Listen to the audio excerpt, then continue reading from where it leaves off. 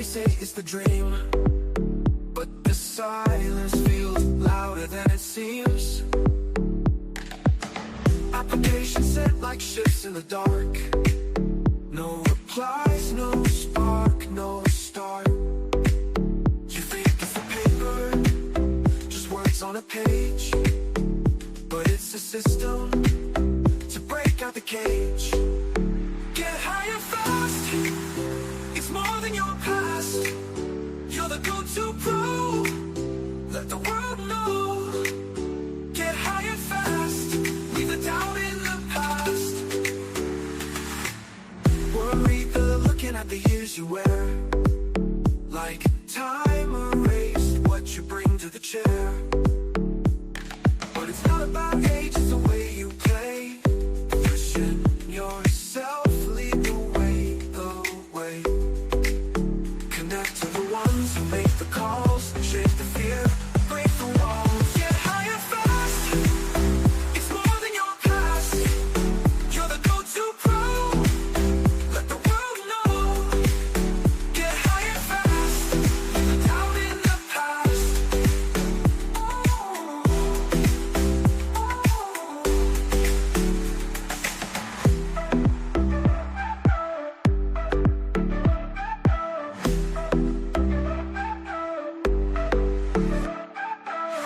Worried but looking at the years you wear, like time erased what you bring to the chair.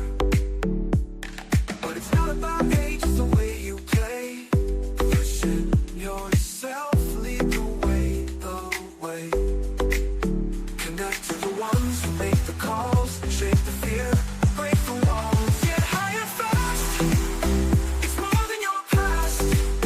You're the go-to pro, let the world know. Get higher fast, leave the doubt in the past.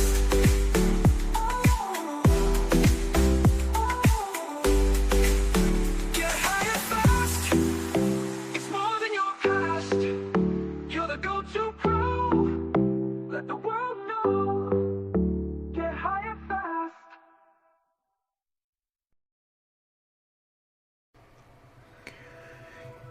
You scroll through hundreds of job descriptions, but they all sound the same.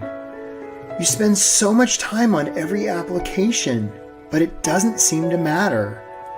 You send off application after application, but never hear back. You thought the interview went so well, but it's a no. You jump through all the hoops. The news keeps saying how there are all these employers that are struggling to find people to hire. So why does finding a great job have to be so hard? It doesn't seem very logical or fair. It's not. The system is broken. It's not your fault.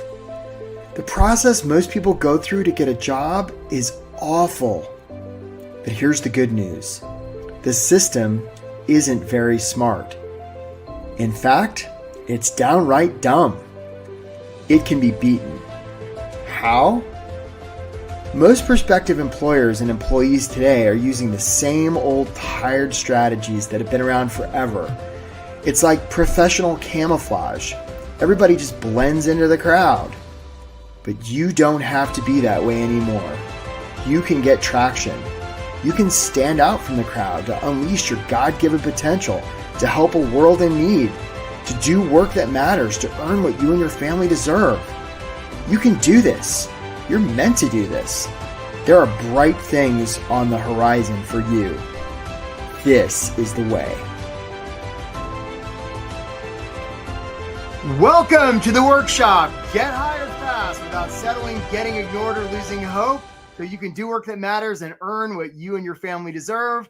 My name is Eric Woodard. I'm a high-performance career and leadership coach based out of Washington, D.C. And if you're joining us here on this Tuesday in October, in the week of Halloween, I just really want to honor you for being here. I know your time is super valuable, and the fact that you're here just speaks volumes about the seriousness with which you're taking your career. So just really want to welcome everybody that's here. We've got a great big crowd today.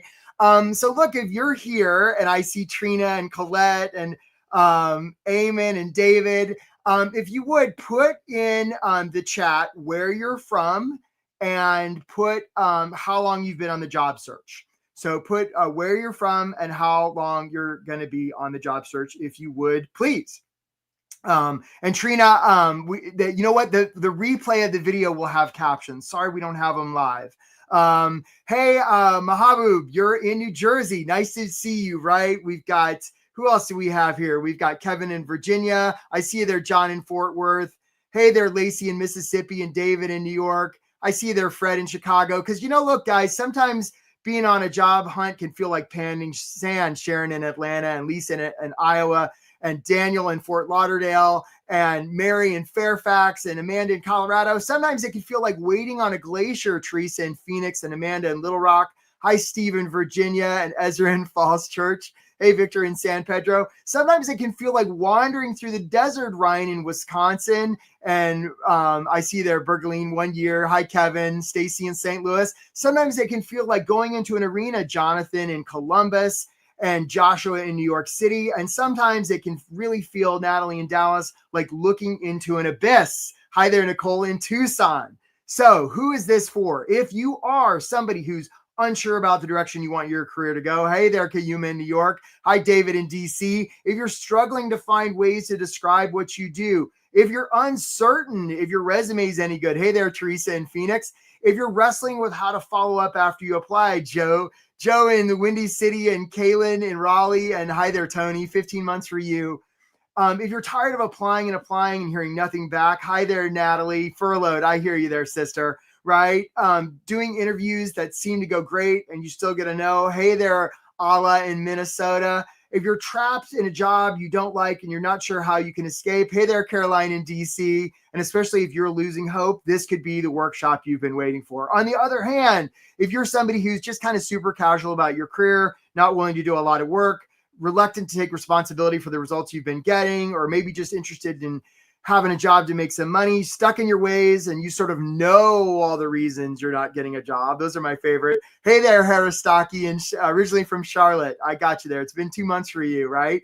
Unwilling to be authentic, then this may not be the workshop for you. So what you're going to learn today, how to get hired fast without settling, getting in order to losing hope.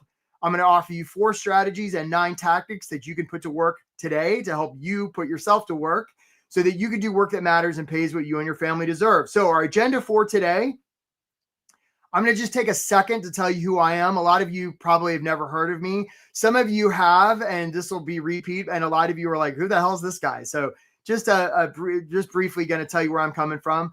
Again, 4 strategies, 9 tactics. Hey there, Latrice in Kansas City. Nice to see you here, right? And then I've got an invitation for you folks, right? Some of you I know have joined this call specifically because you know about the work we do. You know our program. It's called Get Hired Fast. It's awesome. We get people hired in 3 months or less. And if you have joined this program because you know you want to know more about the program, we're going to drop a link to book a call. Guys, my only request, if that's you and you know you're going to book a call, is 1, you're not going to book a call and cancel. Like, don't do that. My team's not that big. 2, you're going to be at least open to the idea of investing in yourself to get others to invest in you. And 3, you're ready to get started. So if that's you, go ahead and book a call because the calendar is going to fill up because we got a big crowd here today. And if you don't know what the hell I'm talking about, that's okay. If you're just here to get like great job strategies and tactics, that's beautiful. Love you. That's what the sign up looks like, guys. So, and that's the link. So, and then we're going to have time for Q&A because I don't have anything after this, which is beautiful. So let's get started. Who in the heck is this guy and why does he think he can help me find a job? Well, I don't know if I can help you find a job. I've helped a lot of people, but just to give you where I'm coming from, I grew up overseas. I grew up in Asia. I came to the States when I was 17, wound up transferring college 7 times. I was kind of a lost soul, right? Didn't really know much about career stuff at all. Was really lost. Wound up as a scuba instructor on the island of Guam. I spent about 10,000 hours underwater with the fish, and that was pretty good. But my brain got a little spongy, and I was like, I better figure out this adult stuff pretty fast. So I thought, what would be the most prestigious job I could have? And I thought, well, that must be something like the White House. So, right, the young Eric took out a piece of paper, and I wrote the world's worst cover letter. And I said, "Dear Mr. President, you should hire me." And I mailed that to 1600 Pennsylvania Avenue. And I thought, I'm never hearing back about that. But about a month later, I was going past the Guam post office. The guy came out. He's like, Eric, you got a letter from the White House. And I opened it up and it was an internship application. Now, folks, I didn't know what the hell an internship was, but I was really good at filling out applications because I transferred college so many times. So I filled it out, sent it in. I'm like, well, that was a waste of time, but at least I had the cool envelope, which I thought was pretty cool. Never seen a White House envelope. I thought that was pretty neat. But that got me thinking. I applied to some grad schools. I wound up getting into GW. I landed in DC with like this big bushy island haircut. It was like dumpster diving for furniture. Bought a pair of running shoes and was out running past the National Mall, ran past the White House. And I was like, those White House bastards, they didn't even bother to let me know about that internship thing. Man, they just ghosted me. What's up with that? So I found a payphone. I put in a quarter and I said, hey, man, I never heard back from you. What's up with that internship thing? And they were like, is this Eric from Guam? And I'm like, yeah. And they're like, man, we've been trying to get in touch with you. You're supposed to start in the first lady's office on Monday. I was like, well, that's interesting. So I bought a suit, got a haircut, and I showed up. Now, look, folks, I don't know if my politics match yours, so please forgive me if they don't. I know there's a lot of crazy political stuff going on in our country right now, but this tells you how old I am. This was back during the Clinton administration. I went to work for Hillary Rodham Clinton. She was a great boss, right? Wound up getting hired on her staff pretty quickly, right? Was with her in her office for most of the Clinton administration. Wound up following her to the U.S. Senate, where we helped represent the great state of New York, followed her to the State Department, where I did a bunch of UNESCO stuff, right? And then I left Hillary Land and wound up as director of fellowships and internships at the Smithsonian Institution. Thanks, Stacy. Appreciate that, right? Where I saw people at all levels in all different disciplines, right? Trying to figure out this career stuff, right? And then eventually, like right around the pandemic, I started my own coaching practice. Now I help a lot of people get hired, help a lot of people get jobs. I give a lot of speeches, early career people, mid-career people, senior people at all different disciplines, all over the country, all over the world, right? We get lots of people hired. I do a lot of coaching, written a lot of books. I have an outrageous number of very impressive credentials and certifications, glowing testimonials, and you don't care about any of that. Because what you care about is, can I help you? I don't know, maybe. Let's find out. Let's take a crack at it. All right, guys, here we go. 4 strategies that you can use to put your job search into high gear right now. All right, guys. So I like to give away stuff to people who answer questions and get them right. So here's the first one. Let's see if people get it right. And by the way, as we go through here, if you have other questions, go ahead and ask them. I'll try to get to them, but we're going to have time later. So don't be shy about asking questions. All right, here we go, guys. What's a good resume about? Put it in the chat if you would, please. What is a good resume about? I'd be curious if anybody gets this right. I haven't seen the right answer when I do this workshop. Nobody's gotten the right answer in a while. What's a good resume about? So Stacy or Ronnie says getting an interview. Mia says experience. Okay, they haven't seen the right answer yet, right? Getting past the screening stage, says Theo, right? Cecilia says your skills and experience. Karen says showcasing, right? So Jason says selling yourself. Right. I see metrics. Michael says first impression. Virginia says your results. Laura says your results. Matching up with the job postings. I see Geneve says selling yourself. I have not seen what I can do for the employer, says Vincent. Have not seen the right answer yet. Ooh, Juan says it's about me. Grace says ATS. Right. Victoria says it's about nothing. It's like a Seinfeld episode. I have not seen the right answer. Nobody's got the right answer yet. Right. I see a lot of, okay. Lloyd says a sales pitch. Amy, that's not bad. Building trust. It's pretty close, Amy, but I have not seen the right answer yet. Nobody's got the right answer yet. What you can do for the company. Nope. Nobody's got the right answer that I see. Okay, guys. So here's what a lot of you are saying. A lot of you are saying a good resume is about you. It's not. Right? You want to be influential with another person or organization. The last thing you're going to want to talk about is yourself. You want to be influential. The first thing you're going to want to talk about is them.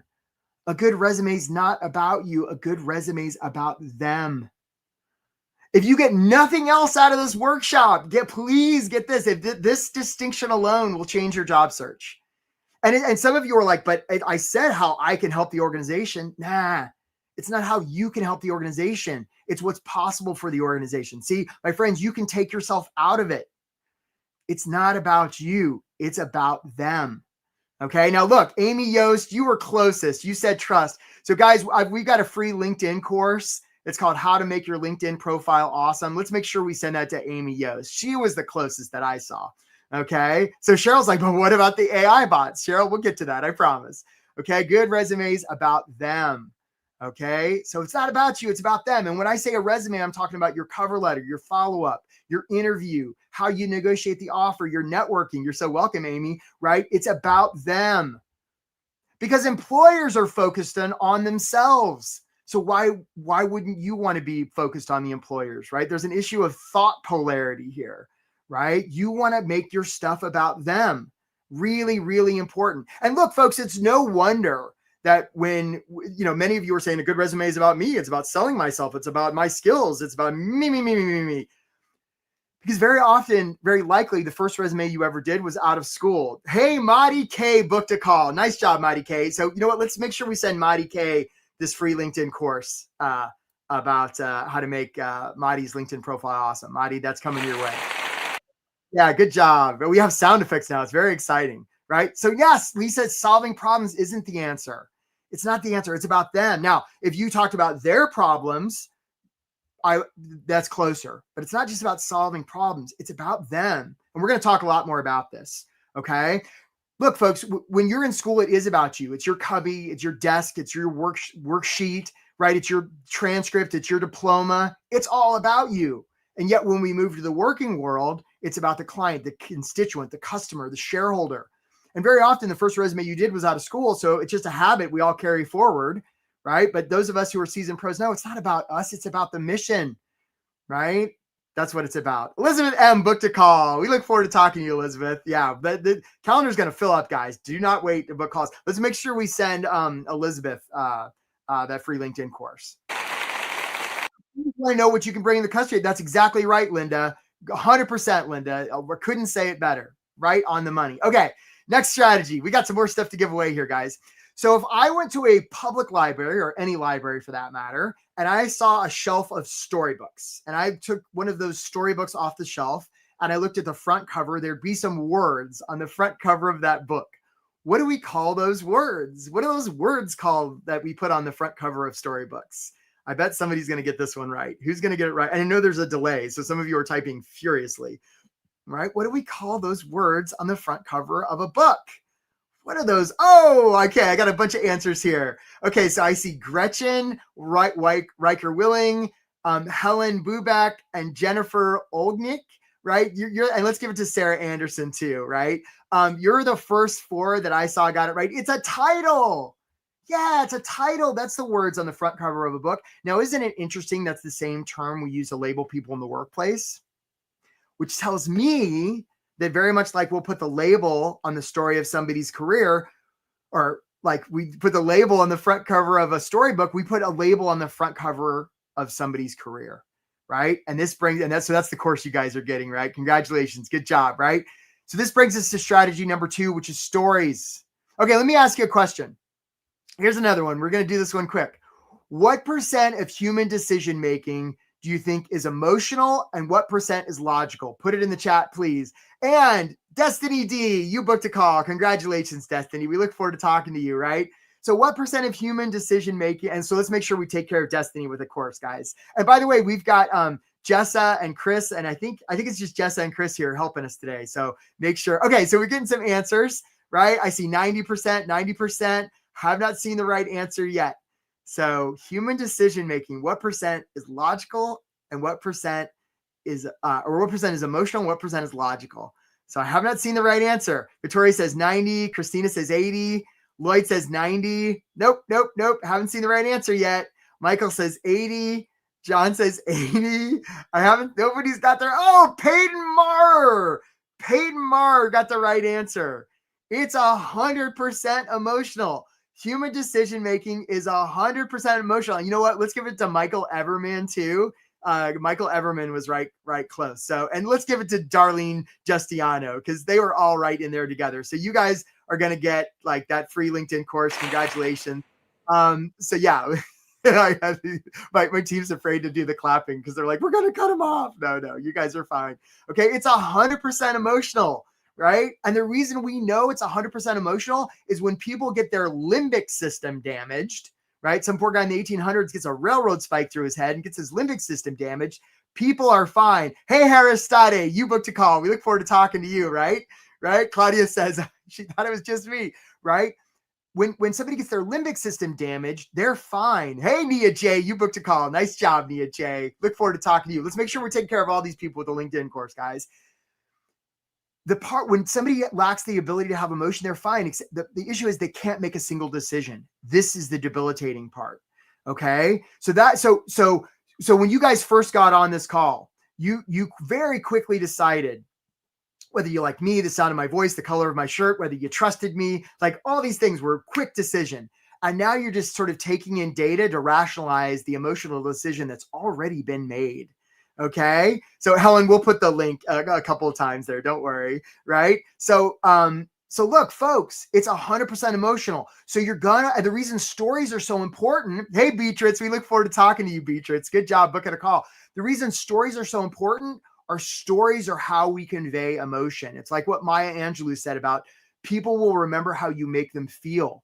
Our ability to process logical data is like 20 bits a second. Our capacity for emotional data is like 40 million bits a second. It's orders of magnitude greater.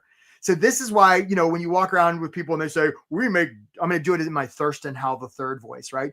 Lovey, we make data-driven decisions. No, you don't, Thurston. No, you don't. Right? Nobody does. So, and those of you who are like following this advice, you got to have data in your resume. How's that been working? There's nothing wrong with data, and some people favor data more than others. And at the end of the day, human decision-making, it's emotional.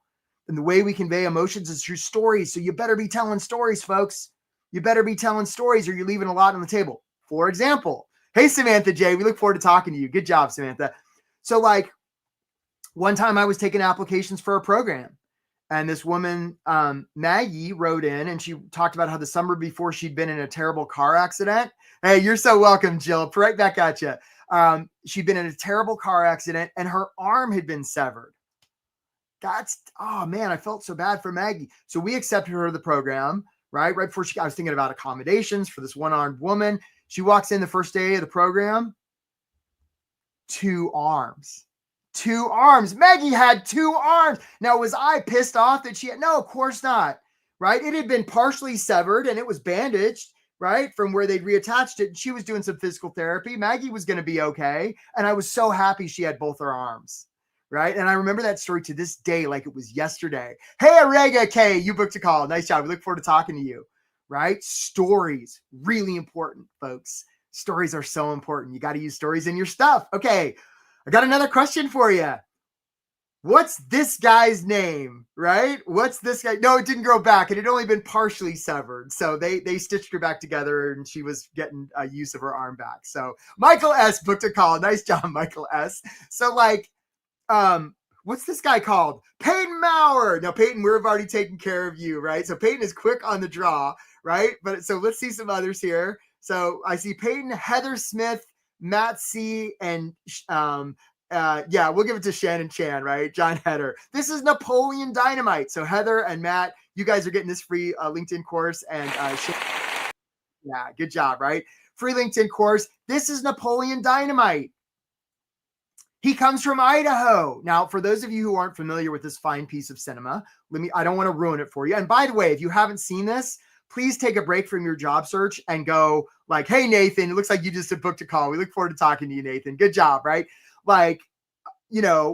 Stop your job search and go watch this. It'll make you feel better. Napoleon's a high school kid. He sort of beats to his own drum. In this particular scene, he's on stage in front of his entire student body. And he's managed to get a cassette tape up to the sound booth, but there's music starting to play and he's on to do some kind of performance that he has not prepared for. Okay. And so the music starts playing and so Napoleon just starts doing this dance routine. I mean, it is wild. I mean, he metaphorically opens the kimono, my friends. And when he's done, he's sort of panting and sweaty. Hey, Carrie S., you booked a call. We look forward to talking to you. He's panting and sweaty and all of his classmates are like this. And then they burst into applause. And the reason it works is because it's so authentic. right? So authentic. Jamie Kern Lima, the founder of It Cosmetics, says everybody's a good dancer if they commit fully, and she's right. Nathan L., we got you, buddy. Good job. We look forward to talking to you, right? This brings us to strategy number 3. It's authenticity. Some of you I see on here are like, but what about the ATS? What about the algorithms? I spent a lot of money to have an ATS optimized resume. I'm sorry, because here's the news. Guess who humans hire? Humans. Humans hire humans. Stephen B. booked a call. Stephen B's a human, right? Humans hire humans. Robots don't hire humans, and humans don't hire robots. The opportunity is not for you to be perfect. Stop being proficient in Microsoft Office. Stop it. People are going to hire you because of who you are, not in spite of it. And an increasingly automated world with more, and I'm a fan of AI, folks. I think it's miraculous. And everybody's using it, which means the opportunity for us, because you're smart enough to be on this workshop, be human. Yeah. Authenticity. That's right, Mark. You got it. 100%. Right. Latrice W. from St. Louis. If I remember your book, I think it was St. Louis. Latrice, or was it Kansas City? I'm sorry. I can't remember. It was one of those two, but you booked a call. Nice job, Latrice. Okay. So stop trying to be perfect. Humans hire humans. The opportunity is to show your humanity. Yeah, there you go, Latrice. Kansas. I was born in Marshall, Latrice, so not very far away. God help us all, right? So to show your humanity. For example, okay, one time I was talking. So how do you show your humanity in your resume, right? So, for example, one time I was working with this woman. Her name was Nina. And I say, hey, Rajendra, you booked a call. Nice job, Rajendra. We look forward to talking to you. So I was talking to Nina, and I said, Nina, where's the evidence on your resume that you're a human? And she sort of, I was like, what do you like to do for fun? And she sort of hemmed and hawed. She's like, well, I have a pen collection. I'm like, well, that's super effing weird. We got to put that on there. And she's like, oh my God, no, I couldn't. So we got her to put it on there. And about a month later, she went in for the interview. Ezra S booked a call. So Nina went in for the interview. They talked about pens for 30 minutes, and then she got the job. Last year, I had a client in Vegas, and she decided to put on her resume 2 truths and a lie. Worked fantastic. She got 2 interviews and 2 offers just because of that. And the reason we know is because they told her. So now all my clients do that. It's amazing. I do it too. The other one thing that's put on there that's really good is the 3 things I'm most afraid of. Amanda S booked a call. Good job, Amanda S. 3 things I'm most afraid of. Because as Brene Brown has taught us, right? If we want to build trust, vulnerability is the way to build trust. There's no better way. Yeah. Mark's like, what? I don't know what you're saying. What too? I literally. Okay. Authenticity is your superpower. 1,000,000%. Stop trying to look good. You bet Lisa in a C-suite role, especially in a C-suite. That's hard to say, C-suite role. Ross N booked a call. Yeah, but Lisa, especially in a C-suite role, right? People don't want to be sold. They want to be served. This isn't about you looking good. This is about them needing help. We're going to talk a lot more about this. All right, guys, here's Abe Lincoln. Give me 6 hours to cut down a tree and I'll spend the first 4 sharpening the axe. And this brings us to the idea of systems. There's nothing wrong with you, right? The reason you're not getting traction in your job search is not because you're lazy. It's not because you got mustard on your shirt. It's not because, hey, Nathaniel, you booked a call. Nice job, right? It's none of that stuff. The results you're currently getting in your job search are perfectly attuned to your current system. So if you want to get different results than the results you've been getting, the opportunity is to change your system. Some of you have the system called, I'm going to hide my age because I'm worried I'm too old. Some of you have the system, hey, RELSC booked a call. Nice job. Some of you have the system of, I'm going to spend a lot of time trying to please the ATS systems. And by the way, on ATS, there's not one unified system, by the way. There's not one Skynet matrix. They're all different, right? It's basically how some employers take in data for their database. And you're not going to game those systems. And by the way, just circumvent those things. Find the hiring manager. We're going to talk more about this, right? Some of you have the system called, I'm going to take off all my experience except for the last 15 years because some 20-something recruiter told me that was the thing to do. How's that system working for you? Some of you have the system called, well, I know it's the market. Some of you have a system called that, there's no opportunities to me because I don't know the right people. Blake, you booked a call. Nice job. All sorts of systems. And the right answer is not to ask whether those systems are good or bad. The right answer is to say, are those systems working for you? So it's a question to ask yourself. Okay. Because look, folks, this is the system a lot of you have been using up till now. And my heart goes to you because you've been working your heart out using this system, right? You got the sticky button and the gear shift. And I mean, you just been working your heart out. You tried every iteration possible and you're wondering why you can't steer yourself to job search success. This is why. This is the system that's available. So look, you could spend a lot of time and money trying to figure out how to go from this system to this system, or we could just let you in on this system and you can save a lot of time and money, right? So look, folks, how do you put this all to work? So I want to show, hey, John G, book to call. Nice, John. Guys, we're going to show them the video from Angel, right? So how do you put this all to work, right? We're going to talk to how to implement tactics here in a second, but I just want to show you that this stuff that I'm talking about, even though it probably sounds the opposite of what you've heard, it works super well. Angel came to this workshop. She signed up for our program, and here's the result she got. Watch. In the time we've got left, I'm curious, especially if there's somebody we haven't heard from yet. They've had a win, a loss. Angel, I got to ask you, what do we know, if anything? What do we know? I got the Whoa! job! Yay! The offer. I'm moving in a week. Yeah, it's crazy. And I know when we first met, you're like, oh, like, let's get something by your birthday. And my birthday is in 4 days. So I was able to do it. Yay! And I just want to acknowledge you. Like, you dove in, you did it, you did the work. Thank you. Way to go. It would not have been possible without like signing up for this program. Truly. I think it made the difference for me. So good, Angel. Yeah. Really happy for you. Yeah. Super awesome. Congratulations to you. Yeah. Yeah, I could watch that on a loop. So guys, like I mentioned, and some of you came late, we do have a program. It's the one Angel signed up for. Comes with a lot of one-on-one coaching, group coaching. Like, you think this workshop's good. There's a whole course that comes with it. It's amazing. It works, and it works super well, right? So if you're interested in finding out more about that, a lot of people are already booking calls as calendar's filling up. The only request we have is you're not going to book a call and cancel. Like, my team's not that big. Don't do that. You're at least open to the idea of investing real American dollars so somebody will start paying you real American dollars and you're ready to get started. Yeah. So if that's you, we would love to talk to you. That's what the sign up sheet looks like. That's the link. All right, guys, 9 tactics. Here we go. Let's get down to business. All right. So how do you put this to work? Okay. So look, folks, this is the point of the workshop where I like to talk real damn fast because some people are watching this on replay and they've already got me on 2 times speed. And when I talk like this, it's like 7 times speed and it really freaks them out. So for those of you who are live, thanks for obliging me. And for those of you watching the replay that just woke up, nice to meet you. Okay. So look, here's the metaphor, guys. Rick D booked a call. I look forward to talking to you, Rick. Let's say there's a lake. And by the way, guys, let's make sure we're sending, we put these guys on the list for the LinkedIn course. Yeah. So let's say there's a lake and in the middle of the lake, somebody's drowning. Okay. So there's a lake in the middle of the lake, somebody's drowning. Now they're surrounded by other people in little boats. Okay, so somebody's in the middle of the lake drowning. They're surrounded by other people in little boats. If that was a job search, metaphorically, who's the person drowning? Put it in the chat if you would, please. Who's the person drowning in that situation if it were a job search? Somebody's drowning, surrounded by other people in little boats. It's a job search. Who's the person drowning in that setup if it was a job search? So Michelle says me. I gotcha, right? A lot of people says me. Theo McNamara. Theo, you got it right. It's the employer. Yeah, it's the employer, right? A lot of you, it feels like it's you. It feels like you're the one drowning. Nah, you're not the one drowning. You're in the boat.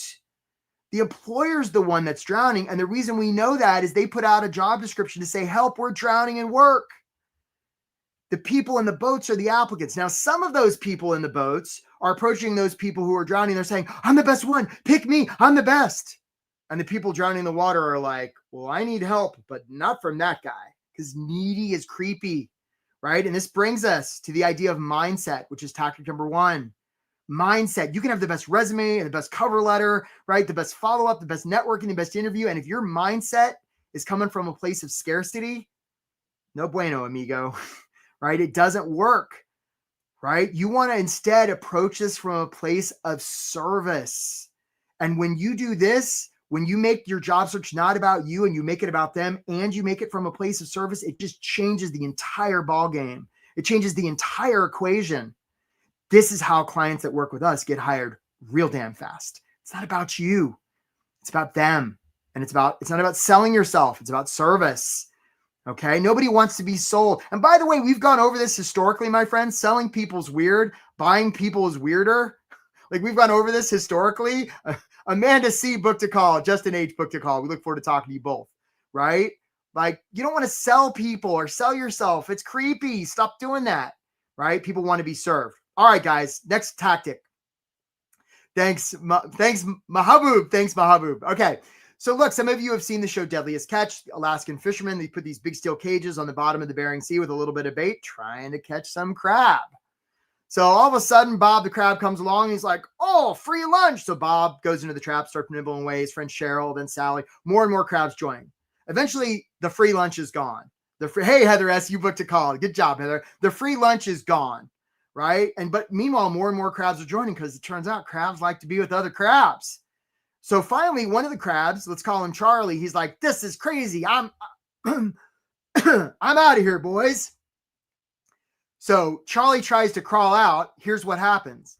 The other crabs will pull him back in. They'll even pull off one of Charlie's arms. They'll even do a crab murder on poor Charlie because crabs like to be with other crabs. And eventually, the sad part is they all get pulled up and they all become somebody's dinner. This brings us to tactic number 2. Some of you think you're not getting hired because it's your experience or who you know, or it's the market. Nah, there's a really good chance it's your environment. Environment eats motivation for lunch, and a lot of job seekers don't even consider it. And when I say environment, I'm talking about your social environment, intellectual, emotional, spiritual, right? Physical, all of it. Colleen G booked a call. Nice job, Colleen. We look forward to talking to you. Hey, Heather S., you booked a call too. Look forward to talking to you, right? It's all of it. It's all of it. And so you're going to want to optimize your environment. Now, look, for some of us, our environment is we have a family that loves us, that doesn't want us to face rejection, and it's telling us every day, just settle. Or, maybe we're married to somebody who's worried about our family and just wants us to get any job so we can have some money. Hi, Sandra R. Look forward to talking to you, right? This is what I'm talking about in terms of environment. So there's ways to handle that in a way that serves everybody. Some of you are familiar with the idea of reference groups, right? Where the average rate, weight, income, education is 5 people we hang out with most. Exactly. And this can be an author that wrote 100 years ago that you're reading today. Like that counts. Safeguard your environment. It's really super important. All right, guys. Yeah. Hey, Fred. Thanks so much. I appreciate that. Right. So it's hard to hit a blurry target. This brings us to tactic number 3, which is vision. Some of you may be familiar with the proverb where there is no vision, the people perish. You got to have vision. Sometimes I'll talk to people and I'll say, how much money do you want to make? And they're like, anywhere between 50 and 150,000. Right. And then they use this voice always when they say it. It's kind of weird. Lori M, who just booked a call. Lori M, so happy that you booked a call. And why am I talking like this? It's because I have no vision. That's what happens when you have no vision. You get this voice, right? No vision. I say, well, what do you want to do? And they're like, well, I want to help people. I'm like, that's really beautiful. And it's really vague. Right? You want to have clarity and specificity. This has to do with a thing called the reticular activating system. It's like when you go and buy a new car and you drive off the lot and you're like, nobody's got this car. And then you see that car everywhere. If I say the word red, you're all now instantly more aware of the color red just because I said it. Bruce Lee said, be careful what you tell yourself. Your body's listening. Brian M booked a call. Look forward to talking to you, Brian. Right? What we tell ourselves, our brain will look for. And if we're not telling our brain anything, it's like race car drivers. When they drive 500 miles in a circle, they're really intentional not to look at the outer wall because if they look there, that's where the car goes. So if you're not looking anywhere, you'll just drive in circles. Hey, Genevieve B, look forward to talking to you, right? No more driving in circles for Genevieve. Okay. Vision. All right, guys, I got another question for you. You guys are such a great crowd. If I went to the store and I bought this, what would I be buying? Put it in the chat if you would, please. What would I be buying if I went to the store and I bought this thing? What would I be buying if I bought this? So Daniel says a drill. Okay. Christina says a drill bit. Right. Victor says a tool. Oh, the link doesn't allow him to book a call. All right. So guys, I'm not sure who that was, but let's make sure we message that person and get them taken care of if for some reason they're having trouble with the link. So I haven't seen the right answer yet. Right. Claudia says wood. Cheryl, Juan says Ryobi. Rebecca says drill. Right. Power drill. Mahoop says vision. Andrea says a drill, power screwdriver. Nope, nobody's got the right answer yet. Amy says do-it-yourself opportunities. Oh, Michael Everman. But I know we took care of you. I think Michael Everman got the right answer. Let's see if anybody else did. I think it's just Michael. So guys, what I'm actually buying is a hole. I don't need this sitting around my garage. That's right. Michael said it twice. I don't need this sitting around my garage. What I actually need is a hole. Mackenzie booked a call. Nice job, Mackenzie. I need a hole. That's why I buy this. Let's give it to Caroline Allen too, right? I see you there, Caroline. Right. So we're going to give you that LinkedIn course, right? How to make your LinkedIn profile awesome. I don't need and actually, now that I think about it, I don't need a bunch of holes in my wall. That's kind of ridiculous. What I actually need is a place to put the hook. And actually, I don't need a bunch of hooks coming out of my wall. I'll gash my arm open. There'll be blood everywhere. I don't need hooks. What I actually need is a place to hang the photo. And actually, I don't even want a place to hang the photo. What I want is the feeling that I get when I look at the picture of my beautiful family that's hanging on the hook that's in the hole that was made by the drill. And this brings us to the idea of tactic number 4, which is giving them safety. See, a lot of job seekers, maybe some of you, are real busy with ATS and hiding your age and all that nonsense. John B booked a call, right? Good job, John B. We look forward to talking to you, right? The real opportunity is to get really clear about what they like, want, and need. If you can get to the thing that keeps them up at night while they're staring at the ceiling going to sleep, that's how you get hired. Do you see how this is so much more sophisticated than ATS tricks and, all that nonsense? There's only one reason that they will hire you. Lloyd K booked a call. Good job, Lloyd K. Right? There's only one reason they'll hire you, and it's not your skills. It's not your experience, right? It's do they trust you? Okay? It's do they trust you? That's the only reason that they'll hire you. And the way we build trust is through vulnerability. The way we build trust is by giving other people the chance to be seen, heard, and understood. Hey, Lauren G, you booked a call. Good job. Good job. Okay. And some of you have mentioned you might be having trouble with the link. Just try it again in a second. Sometimes when a lot of people are booking at once, it gives us trouble. And I'm sure my team's making sure it's good right now. Okay. So thank you, Jessa and Chris. You guys are doing great. Okay, guys, home stretch here. Resumes. Here it is right now. Resumes. They're the kind of the stupidest, least good way we've come up with to do this so far. And you're going to want to use them to your advantage, right? A lot of people make their resume the same as everybody else. They're like, we got to use best practices. We got to use some teal or something like that. Nah, you want your resume to be remarkable, as in people are going to remark about it. Okay. That's what you're going to want to do. You're going to want to communicate in a way with employers that they cannot ignore, right? That's what you're going to want to do. Exactly, right? You're going to want to communicate with people in a way they cannot ignore. Okay. And so look at my resume, right?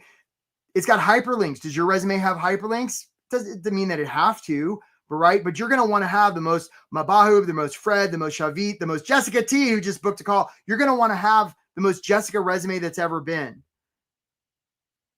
right? And it matters when you send it, how you send it, where you send it. It all matters. Okay. The paper. All right, guys. If a job application, hey, Wendy K, you booked a call. Good job. All right, Christina, it looks like you're doing okay with the hyperlinks. If a job application is submitted but there's no follow-up, does it even make a sound? My friends, I would humbly suggest that it does not. This brings us to the idea of follow-up. Follow-up. Some of you apply and you're like, well, I hope I hear back on that job application. How's that working out for you? Right? Follow up. It's everything, right? Follow up. And so some of you are like, well, I don't want to follow up because that's pushy, right? If somebody were laying face down in the water and you were in the boat and you said, hey, buddy, are you okay? Right? And they didn't respond. You wouldn't just be like, ooh, I don't want to bother them. You'd jump in the water, you'd flip them over, you'd start doing mouth to mouth. And if they came to and they were like, lady, I was just snorkeling, you'd be like, my bad. But you'd be willing to offend in the name of service. And that's what you want to do here is you want to follow up, right? Follow up. Paul T booked a call. Good job, Paul T. We look forward to talking to you. Now, some of you are like, but Eric, when I follow up, yeah, Vincent, I hear you. You follow up and you don't get a response. I hear you about that. So Vincent, one question I would ask you is when you're following up, what are you talking about? Are you talking about yourself or are you talking about them? Right? So Stacy and Vincent, you guys are asking the same question, right? That's the opportunity. And some of you are saying, but Eric, I would follow up and I don't know who to follow up with. So I have a deal for you. I have a course. It's called How to Contact Anybody. And I want to give it to all of you. You're all going to get this course if you're still on this workshop, and so many of you still are. Here's how you get the course so you know who to follow up with, right? One, you're going to go to my LinkedIn. We're going to drop it in the chat right now. Thanks, team. Right? You're going to go to my LinkedIn. You're going to hit follow. You're going to follow me. And then you're hey, Latrice, right? And then you're going to message me the word chicken. I wish we had a chicken noise. We got to get a chicken noise, guys, right? You're going to message me the word chicken on LinkedIn, and I will send you this course, right, about how to contact anybody. So again, go to my LinkedIn, make sure you follow me, message me the word chicken, and then we'll send you this course, how to contact anybody. So how to figure out, hey there, Tony, we look forward to talking to you, right? How to figure out how to contact somebody will never be a problem again. Now, when you contact them, the last thing you're going to want to say is, hey, I'm really interested in the job, or I'm really passionate about what you do, because that's all about you. So don't do that. Don't do that. All right. We're in the home stretch here, guys. On to the next tactic, networking. Some of you, if I said, how many people do you know in the world? You'd be like, well, maybe 100. I mean, like, really? You're over 20 and you only know, so let's say it's 1,000. Right? Well, how many people you know are on a job search? Well, a good number. Well, how many? Well, let's say 300. Okay, well, how would they know? Well, I put it on LinkedIn 3 months ago, and I would be like, so they would have had to gone to LinkedIn 3 months ago and like seen that particular post and remembered it all this time. One of the biggest ways my clients get hired real damn fast is networking. A lot of you are laboring under the misinterpretation of reality that asking others for help makes you look weak.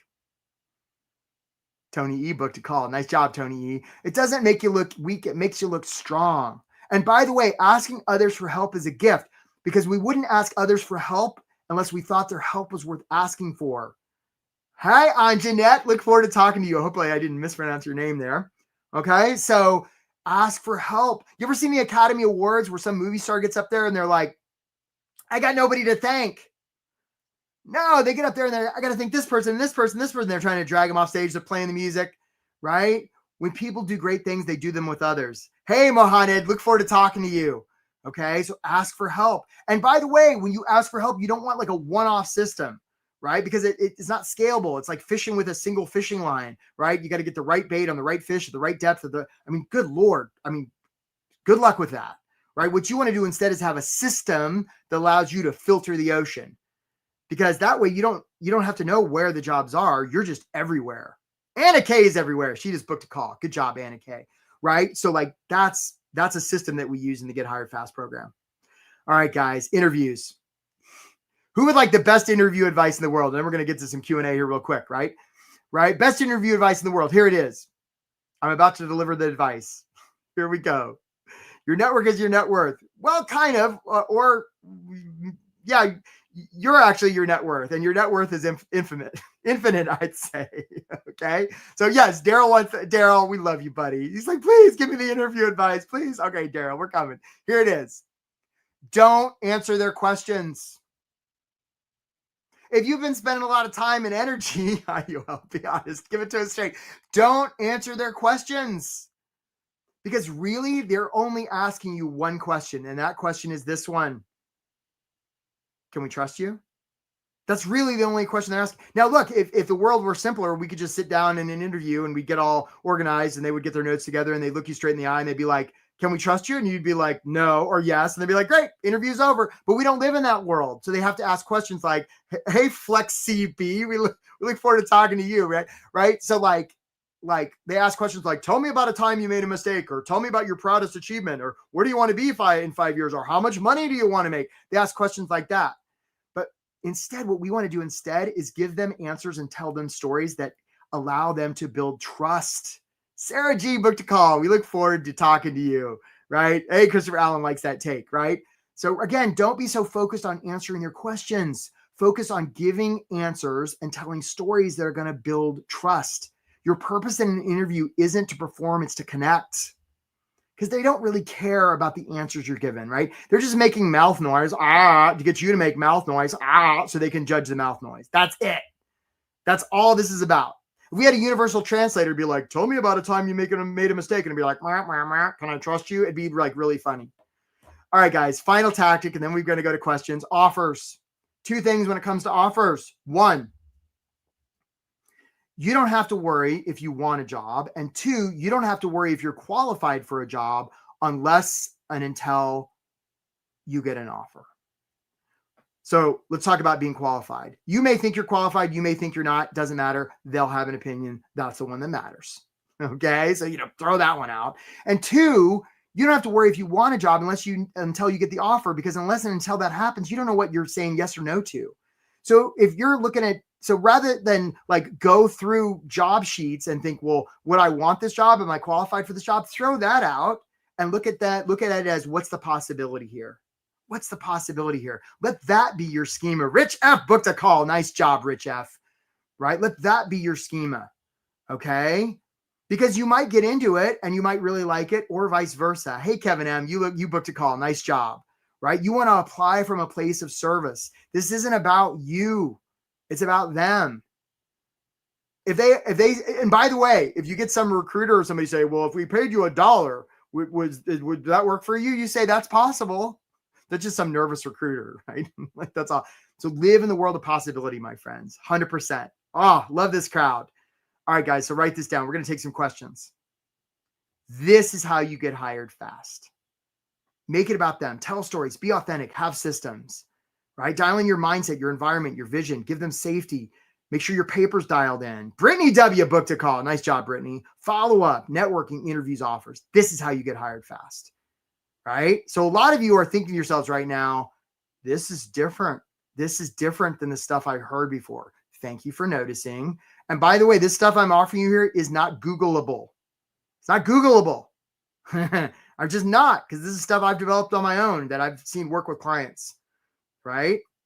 Oh, hey, Linda, so team, it looks like we're getting pretty booked up. If we could get a little help, open updates. Linda's trying to get hired fast. We got to take care of Linda. So we'll get that solved. Okay. So this is like, you're not going to Google this, guys. And now look, a lot of you are like, well, hey, Jen, and you booked a call. Nice job. Right. A lot of you are like, like, I'm just going to wait. And often what I hear, thanks, Christopher, professional point of view. Often what I hear from people is about 6 months after they attend this workshop and they go off and do this on their own. They're like, Eric, it's not working. And I say, show me. And they're like talking about themselves, or they're talking about the drill, not the thing that's keeping the employer up at night. And then they join the program and they get hired. Right. And by the way, it's expensive to wait. I'm sorry, but it's expensive. Right. If this is your annual salary, this is the opportunity cost of being on the job hunt. Here's how much it's costing you per week. It's expensive to be on the job hunt. So look, folks, a lot of you are wondering how much this program costs. If we can get you hired a couple weeks faster, you more than pay for this program. Guaranteed. Right? This program comes with a lot of one-on-one coaching, group coaching. We have events four times a week. I lead 2 of them, right? Comes with a course, right? You got a community. Like, this system works. Peter H books a call, right? We look forward to talking to you, Peter H, right? We deal with everything starting from my mindset sucks to I don't know what I want to do, to how do I make my LinkedIn good, to how do I find leads, to how do I apply, how do I follow up, how do I use my network, how do I deal with the interviews, how do I deal with offers. A lot of times people pay for this program just in negotiating offers. So Yael, you're asking how much hey, Andrew H, you booked your call. So Yael, it depends. It depends how people pay for it. I'll get to a little bit more to cost here in a second. But here's just some examples. Right. So Jessie was in our program. She was a nonprofit executive. She got like 2 or 3 offers in the program, and then she got hired real fast. Right.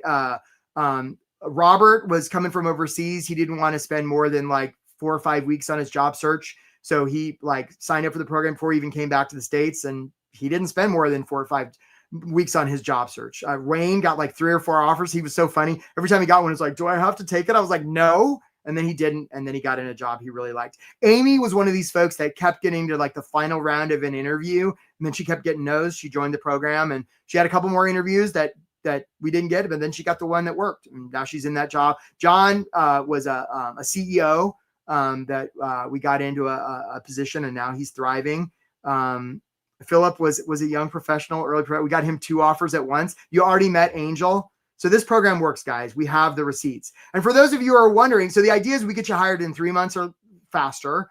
And the guarantee we offer is that if that doesn't happen, we stay with you until it does, right? We don't accept everybody into the program right? If we don't think we can help you, we're not going to sign you up for the program. And if we think we can help you, like, we'll tell you how that is. So, hey, Joe D, you booked a call. Nice job. Nice job, Joe D. So this is generally what happens, right? In the first 3 months, like the vast majority of people get hired. And then there's usually a few stragglers, and sometimes that's just the luck of the draw. And sometimes people get sick or, they're not as focused on the program, but that's sort of how that pans out. So look, guys, you can keep doing what you've been doing and sort of be on the hamster wheel and keep getting the same results you've been getting with that sort of toy dashboard system, or you can just get help. So those of you who are worried about money, we've got multiple payment plans available, like that spread these payments out. Because a lot of times people ask me, like, can I pay you after I get the job? And I'm like, damn near. Right? It knocks it down to a couple $100s a month. And the guarantee we offer is that if we take you in the program and you stay with the program, we're not leaving you. Ideally, it's in 3 months or less, but we'll stay with you until it happens. And so my team gets mad at me. They're like, Eric, it sounds too salesy to say we place 100%. Yeah, but it's true. So I'm willing to offend in the name of service. So anyhow, guys, lots of receipts on this. And by the way, if you just want to like, don't book the call if you're like, I don't want to get help. Like, if you don't want help, okay, don't book a call. But if you just want some help, join the call. And nothing else, you get some great coaching out of it. All right, guys. So again, you're going to show up for the call. You're going to be at least open to the idea of investing in yourself, like Linda S., who just booked a call, and you're ready to get hired. So those are the 3 rules. Please don't book a call and cancel. I mean it. Don't do that. It's crummy. Don't do that. You don't like it when employers do that. Don't do that. And if you're like, I don't want to spend any money, well, then how are you going to get employers to spend money on you? Hey, Jeff P., you booked a call. Good job, Jeff. So let's get that job thing handled. All right, guys, enough of all that. Let's take some questions. I know we had a bunch, and I'm showing you the full planetary size of my head now, right? So Ezra, it depends, right? It depends. It depends how people pay. It depends if we think we can help you. If you want to find out how much this program is going to be for you, you got to book a call, right? Because we may not even be able to help you, Ezra. So that's the deal on that. Let's take some questions. Rance P, you booked a call. Okay. So how does that work with AI bots? Cheryl says. So I'm a big fan of AI. It's fine. And look how sophisticated AI is getting. How successful do you think it is for you to stuff your resume with a bunch of keywords, right? AI is getting too tricky, right? It's getting too good. So that's not working. And you're going to circumvent that anyway, because generally HR is like, they don't understand what you do, Cheryl, in the world, right? But there's some hiring manager behind the scenes that's dying, that's calling up HR every day saying, where are my candidates? Right? Where are my candidates? And so you you connect with those hiring managers, and they'll knock on the back door of HR, right? We even had an example of this. A guy named Andrew. I don't want to take time to play the video, okay? Because we're short on time. But he did this, and he applied. And by the way, this is for everybody. If you get those automated no's, okay, guys, we see you. You're having trouble booking a call. We're going to open up more spots on the calendar. Team, if you could help people find time on the calendar, please help people. We got people trying to book calls. So we'll get to you guys, I promise. So just give it a second. We'll open up the calendar, right? So if you're getting those like automated no's, just ignore them. Ignore them, because you can go to HR, and if you make a connection with HR, they'll be like, oh yeah, I want to talk to Lloyd. I want to talk to David. They'll knock on the back door of HR and they'll be like, Lloyd, I want to talk to Lloyd. I want to talk to David. Right. And HR will be like, well, we already sent them the automated thing. The hiring manager will be like, I don't care. And all of a sudden you'll magically get like, congratulations. Right. We'd like to see you for an interview. Happens all the time with my clients, all the time. All right, next question, please. There might be a test, but there is HR is the one who decides if they want to interview you. Yeah, Stacy, it is HR, and it's also the hiring manager. So, because HR, like, they don't really understand the subject matter expertise. They're just sort of like, making stuff up because they got to quantify people. Yay, Harvey, you're welcome, right? So like, so how do you find the hiring manager? You get that free course that I talked about. Right, that we talked about, Ezra, earlier, how to contact anybody. Go to my LinkedIn, follow me, and message me the word chicken. That's how you find the HR hiring manager. But it's the hiring manager. That's how that works. Yeah, 100%. And hopefully, guys, we've got space on our calendar now. I see my team is posting it. So hopefully there's more space, because it looks like we filled up. All right, next question, please. Linda, can you explain how an application gets bounced from the ATS system and actually gets seen? So yes, sometimes there's automation, but like you don't have to worry about it, because if you find that hiring manager and you circumvent like that wall, whichever extent it exists, like you don't have to worry about the ATS, right? And this is one of the things that we teach in the, and there's only about a million ways to do this, that you can circumvent all that. Yeah, exactly. Okay. Okay. Yeah, Shavit. So look, folks, Shavit, what you're running into, yeah, if you're not like at least open to the idea of investing in a program, like we don't want to frustrate you by doing a call, Shavit. So that's what you're running into. And Laura, guys, we're sorry. It still looks like we're having trouble with the calendar. So I apologize for that. And you're going to get a link later.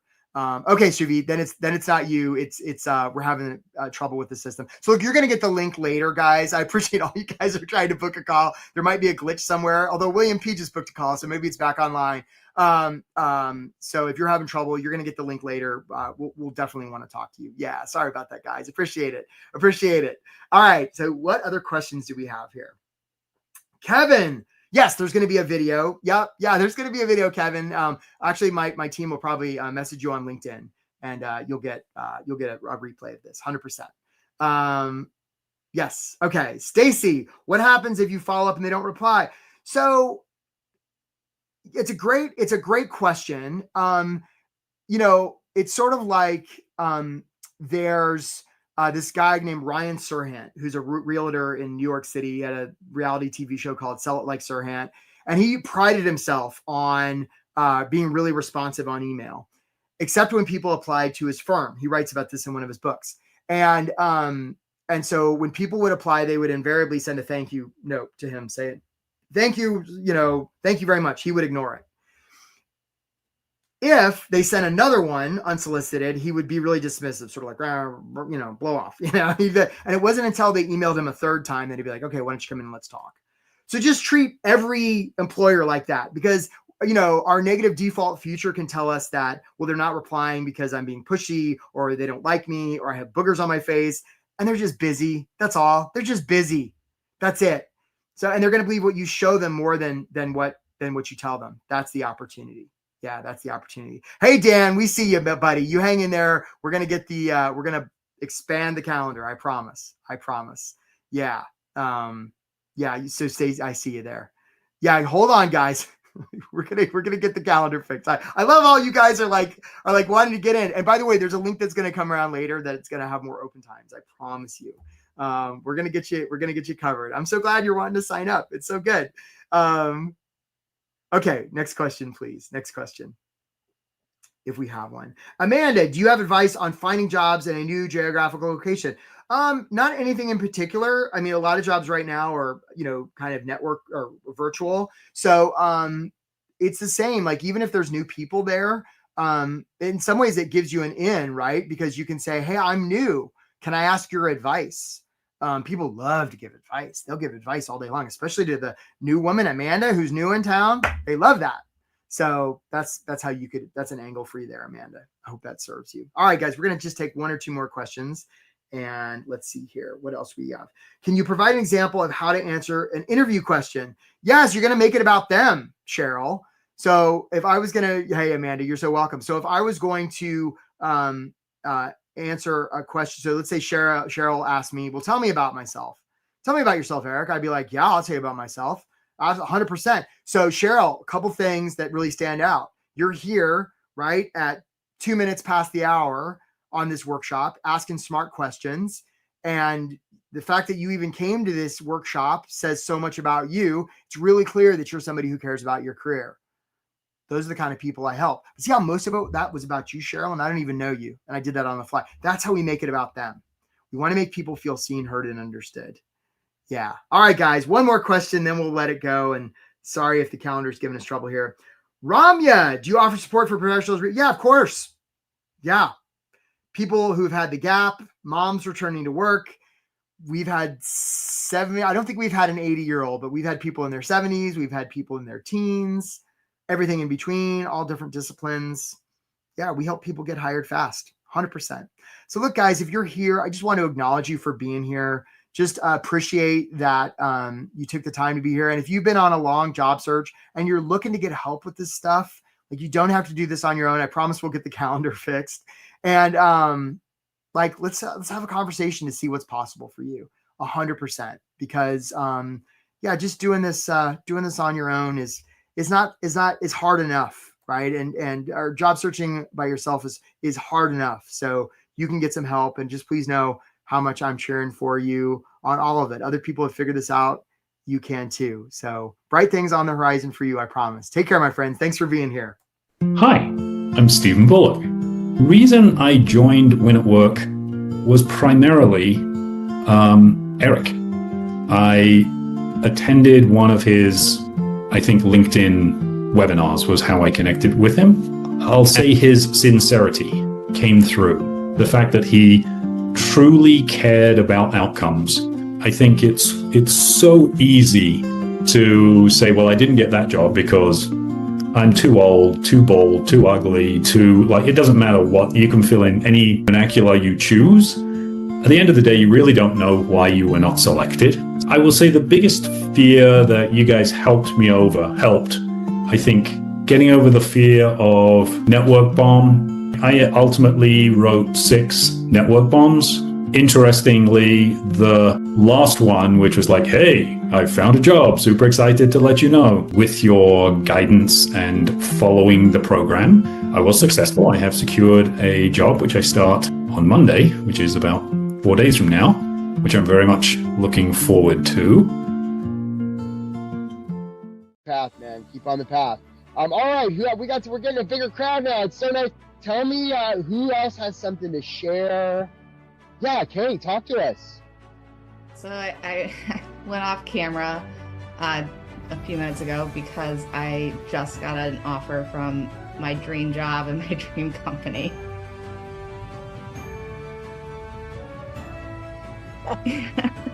So real time, it happened just now. So on, thanks, Eric. Well, first, will you tell us your name? Jeff Borker. I just want to thank all of you guys. I didn't know how fast this was going to work. And you guys have all been great. I mean, all the feedback that I've gotten from you and from Eric and from Diana and the group as a whole is very supportive, very, very uplifting. Everyone's willing to help out. And it's just been a great experience. It's something that I won't forget. It's something that I'm going to take a lot of these concepts into my work activity. The job that I'm going into really is a dream job for me. I was just like, this is something I have to do because 2.5 years of doing the same thing, again, nothing was working. I was getting rejections, I was getting ghosted, but I would say put any predispositions away, go into it with an open mind, do the webinar, do the introductory call, and really just do it because it works. Hi, I'm Mason Fisk, and I live outside of Boston currently. Before I joined, ironically, my interviews were actually high, and then my applications were low. I was really looking for something that was very hands-on. I was someone who, again, I felt like I always could figure things out myself, not doing them correctly. But then once I got into the program, it was kind of the opposite. Like, yes, it was casting a wider net, but at the same time, it was being very thorough. It really is all about your network. Broaden my network, really put myself out there because I'm someone who is very keen on thinking I could do everything myself and I know what I'm doing, but sometimes you don't know everything, and that's really how the success for me came out of this program. I have a job offer starting on Monday. Again, without that guidance, I probably would have fumbled it. Again, if you're hesitant for any reason, I have to say it's worth every penny at the end of the day. Eric does know what he's doing. He's created a great program that really hits all points during the entire job application process. The courses are, very thorough, giving tips and tricks and guidance on how to negotiate and get through those stages once you have an offer. And for me personally, I was able to get 25% more than I was previously making. Again, within almost 3 months, I'm back to work. So I started job searching a month before I started the program. It took me between 6 months and a year since COVID to find contract jobs. So when I got the notification, the Win at Work, Get Hired Fast, it was called Get Hired Fast email, I said, I just knew immediately this was the way to go to quicken the time. I immediately jumped on this because in the past, it had just taken so long to find work and find the right kind of work. I mean, I've had in my career a couple of really horrible contracts, and I knew my biggest problem in getting hired was first my resume. I felt comfortable about interviewing with companies. The interviews I was not worried about. It really was the resume. Doing that master resume from beginning to end with everything on it was incredibly freeing. I joined on 5/29 on an 8/11. I had not only a job offer, but the job offer that I wanted. And that was incredible. When I got immersed in this whole program, there are so many great things here. Just learning all these new tools and tips. And it was the power hours. They were boosters. And I love the fact that they had a theme every week as you were, going through this process. And it was just so comforting to have that. And then the individual coaching sessions, those were great. Eric Hampton, I see your face.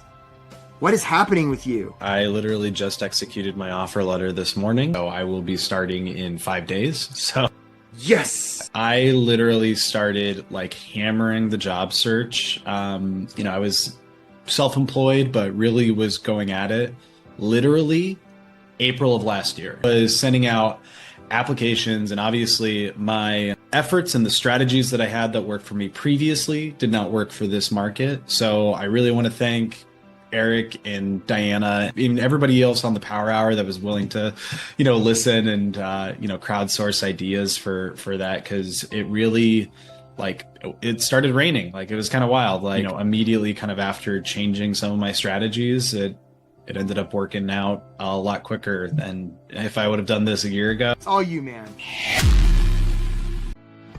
Oh gosh, this is going back in my memory. I would say I was probably searching for 2.5, 3 months before I came across Win at Work. I saw Eric. I had probably sent 20 resumes, and I had had 2 different sets of interviews and never got any further. All I kept hearing was, it is very competitive. It's so much different. And I just thought, you know what? Why am I doing this on my own? I need to find an expert to help me. I was in the midst of looking when I came across one of Eric's ads. It was an invitation to join a webinar. And so I did. He was great at building up and telling you what you needed to do and draw you in. I will say right off the gate, it was a completely different approach to job searching. Applying for jobs just isn't a fun thing. And it's easy to get burned out, and it's easy to start thinking negatively, and you just don't want to do it anymore. But you guys were always there, kept encouraging us to keep doing it. And so I did. So having that support to urge me to keep going was one. Number 2, the completely different format for the resume was amazing. It was like nothing that I had ever seen before. I have received a number of comments. I felt much more confident sending out that polished cover letter and that polished resume. How long does it typically take for someone in the Win at Work program to get a job? And he gave percentages, and I don't remember what they were, but X amount in the first 6 weeks. And then I think it was a larger percentage in the first 3 months. And I'm like, okay, that's what I need to aim for, is those first 3 months. And I wasn't too far. I may have been a week or 2 past that, but